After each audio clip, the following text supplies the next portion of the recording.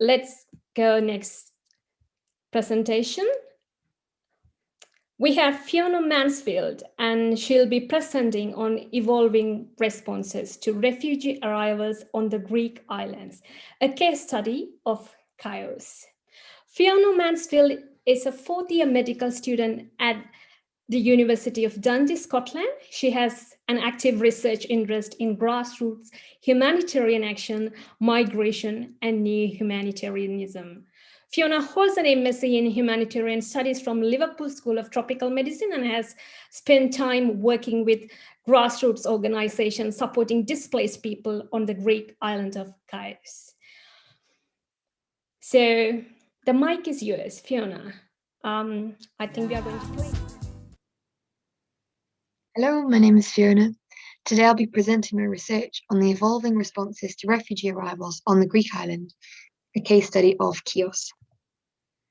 Just to begin with a quick introduction about me, I'm currently a fourth-year medical student at the University of Dundee, so talking to you from Scotland today. And last year I took a year away from medicine to do a master's in humanitarian studies at the Liverpool School of Tropical Medicine. So this research is the result of my dissertation project from that master's. So the Greek islands' location on Europe's eastern border makes them a key migration entry point to Europe. It means they've witnessed the unfolding of the so-called refugee crisis on their shores. In 2015, over 1 million refugees arrived in Europe, a number that has steadily declined since 2016. The response from the European Union was one of securitization and externalization of borders with agreements such as the EU-Turkey deal, rather than focusing on humanitarian imperatives or respect for the rights of displaced people. The lack of meaningful action that followed and the apparent absence of state actors resulted in an environment in which inexperienced grassroots organizations and independent civil society actors and volunteers were at the forefront of what became a significant and prolonged humanitarian response. The situation in Europe is not and never was so much a refugee crisis as a reception crisis. It's a crisis of politics rather than capacity, and when faced with the choice to make migration harder or safer, Europe chose the former. The map here just highlights the location of Chios in relation to the rest of Greece and Lesbos, which is the more, more famous of the Aegean islands. And you can see that the distance between the Chios coast and the Turkish coast is very short, it's less than 10 miles. So that's the backdrop against which this research project came about. The grassroots response to this crisis was and still is hugely significant, and it risks being underreported because of a working environment that tends to focus on large-scale humanitarian organizations and institutions rather than individuals or grassroots experience. And that fits with the core question of this conference in asking who are the humanitarians? With that in mind, this was the aim and objectives of this research project. I wanted to analyse the grassroots humanitarian response to refugee arrivals on Chios by documenting the evolution of the response and looking at how the grassroots initiatives had developed over time, as well as looking at the interactions they have with each other and with other humanitarian actors involved on the island. Documenting the perspectives and voices of grassroots volunteers was a key part of this project. So I used a qualitative research approach, conducting semi-structured interviews with long-term volunteers and founders of grassroots organizations who've worked on Chios between 2015 and 2020. Overall, I interviewed 15 individuals from grassroots organizations, but because of the pandemic, travel to Greece wasn't an option. So those interviews took place over Skype and WhatsApp as video calls throughout June of 2020 and lasted on average an hour each. Each interview was then transcribed manually and coded and analysed using NVivo and the framework approach according to the steps highlighted there on the slide. Throughout the whole project, it was really important to be transparent and reflective about my own positionality regarding this topic. Primarily that in 2019, I volunteered for 2 weeks with a grassroots organisation on Chios, and from there had previously met one of the participants of this project. Additionally, it's worth clarifying the perspective from which I'm approaching this topic, and that is that when I discuss traditional humanitarian actors, I'm referring predominantly to Western NGOs and institutions such as Save the Children, Médecins Sans Frontières, and UNHCR, who are particularly relevant here given the geographical context of this research. So what did I find? Well, The initial response to refugee arrivals in 2015 and early 2016 was highly informal, with very little oversight or regulation. Led primarily by local people and inexperienced independent volunteers, it grew from principles of solidarity and humanity and mainly focused on assisting refugees at boat landings with food, water, and dry clothes. As one participant told me, it was so hectic that you had no time to say no or reflect on anything. The idea was just to go there for 2 weeks, give stuff out, and go home, but you just couldn't. It was boat after boat. That changed in March 2016 with the introduction of the EU-Turkey deal and the creation of formal registration camps, which put an end to onward movement through Europe for refugees arriving on the Greek islands. The number of boats arriving was significantly reduced, and volunteers' efforts shifted towards providing services such as education, clothes, food, healthcare, and safe spaces outside the camp. News of the crisis spread internationally, and volunteers continued to arrive throughout 2016, responding to calls for help on social media. During the same period, well-established international NGOs began arriving on the island as well. Despite an initially strong solidarity movement from local people on Chios, support shown towards refugees wavered over time, and the rhetoric around refugees and NGOs became one of hostility and suspicion as rumours spread, followed by outbreaks of targeted violence. In 2017, the Greek government made its first real attempt to take control of the situation, leading to the majority of established international NGOs working on the island to step back and end their operations. This phase of the humanitarian response saw severely restricted access to the refugee camps for grassroots organisations and volunteers, with most not permitted to work in the camp at all, and new regulations requiring organisations to register their activities with the authorities under rules that became increasingly demanding in 2018 and 19. One participant told me, gradually we were allowed less and less close to the camp. Now it's only really the Greek government appointed people that work in there. While another told me, the organisations need to comply with the new Greek government regulatory system, and they're making it harder and harder to register and operate, especially for grassroots NGOs. They basically want to push the NGOs away, and I don't know if the organisations can withstand all of that pressure. From mid-2017 to 2019 was a period of relative stability for grassroots volunteers, before the situation escalated again in the autumn of 2019, as thousands more refugees arrived on the island, pushing the camp well beyond its intended capacity. This shift was against the backdrop of continuing decline in the number of humanitarian actors active in Chios and increased government regulation, stretching the capacity of remaining NGOs on the island. The start of 2020 saw another increase in local hostility towards refugees and NGO staff, culminating in a series of protests and violence across the Aegean Islands, not just on Chios. In March 2020, Greece went into a nationwide lockdown in response to the pandemic, and all access in or out of the refugee camps was halted, something that remained in place long after restrictions were eased for the general Greek population.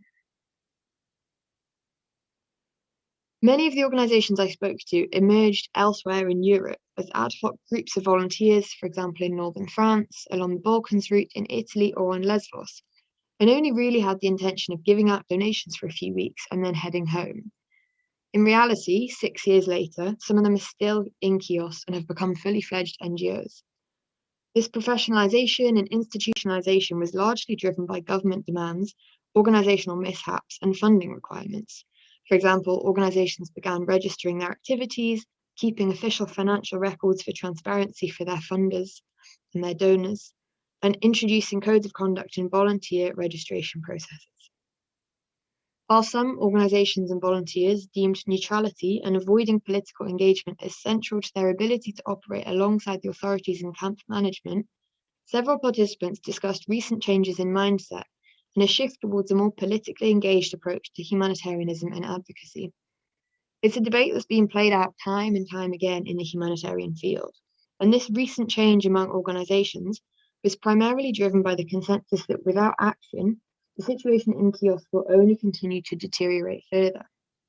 One volunteer told me, I think at this point I no longer see the situation ending. As an organisation, we have to get more sophisticated about the context, the local context and the political context. We have to play a role at a different level.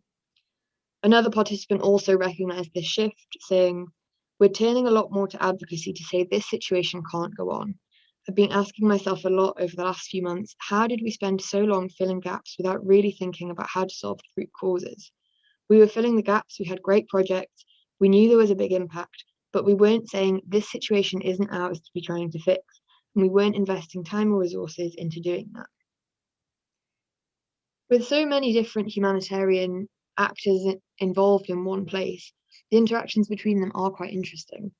So in the early days of the crisis, a cluster-like system of working groups was initiated by the UN as a way for organisations involved in the response to coordinate. But several participants of this research believed that the strategy was just ineffective and lacked local relevance. Additionally, there was a consensus among participants that collaborations and interactions between grassroots groups were badly handled in the past, with personality clashes and disagreements having lasting impact on their capacity to work together. Having said that, there has been recently a concerted effort by key individuals to bring the grassroots organisations together in a more cohesive manner, following the deterioration of the situation in the autumn of 2019. So organisations are increasingly beginning to communicate better, sharing resources and information. The current refugee camp in Chios is run by the Greek government, and very few grassroots organisations in Chios have managed to forge functional working relationships with them. And that is a source of huge frustration and was cited as a source of concern by many of the participants of this study. Views on attempting to establish those collaborations varied significantly. That was certainly a point of contention among participants. One participant reported, certain organisations have always had a much closer relationship with the camp, which I think has probably been strategically a good thing at the end of the day. They've managed to change stuff in the infrastructure of the camp, which others wouldn't have been able to do. However, another volunteer told me, any idea that you bring, the camp management just shoots it down. If they'd listened to the NGOs, this could have been a model camp in all of Europe, but they don't want to do that, and I'm not going to be working with somebody who's deliberately aiding misery. Finally, and importantly, there was kind of a common theme among my results, and that was this distinct lack of optimism in participants' views of the future.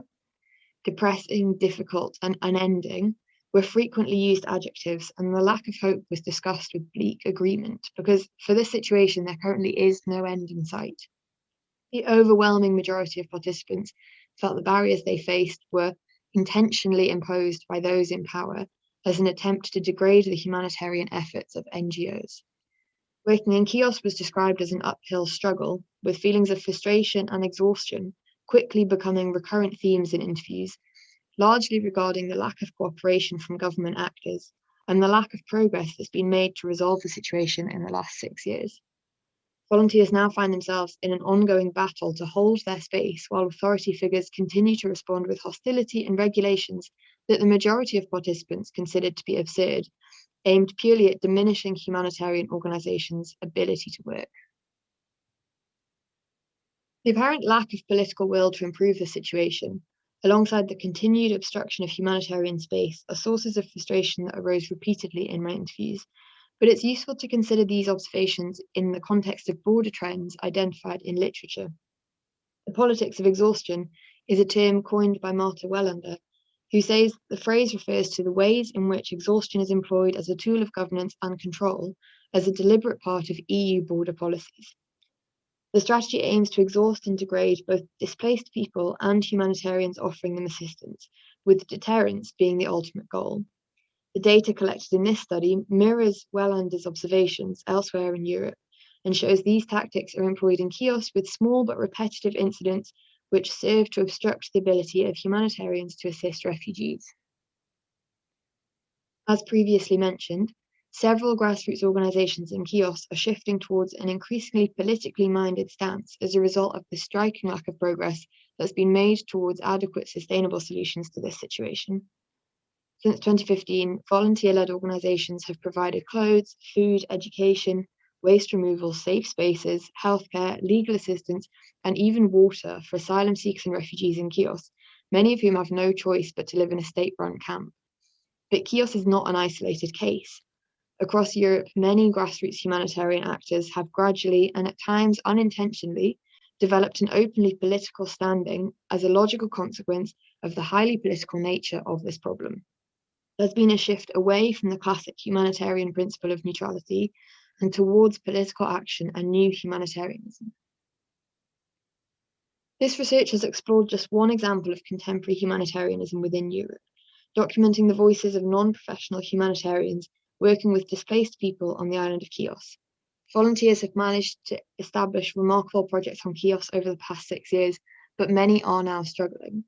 What began as an ad hoc civil society emergency response to a crisis has, in many ways, become a stopgap measure for a completely dysfunctional system. Humanitarian space is continually squeezed, while the politics of exhaustion downgrades volunteers' efforts. The EU's continued externalisation and militarisation of borders comes at the expense of would-be refugees, now held in limbo by brutal policies designed to fortify Europe and keep migrants out. Finally, thank you for listening, and thank you to all the participants of this project for so generously sharing their time and experiences with me throughout 2020. And thank you to Professor Barry Mansfield for supervising this research. If technology allows, I will happily take any questions, but thank you so much.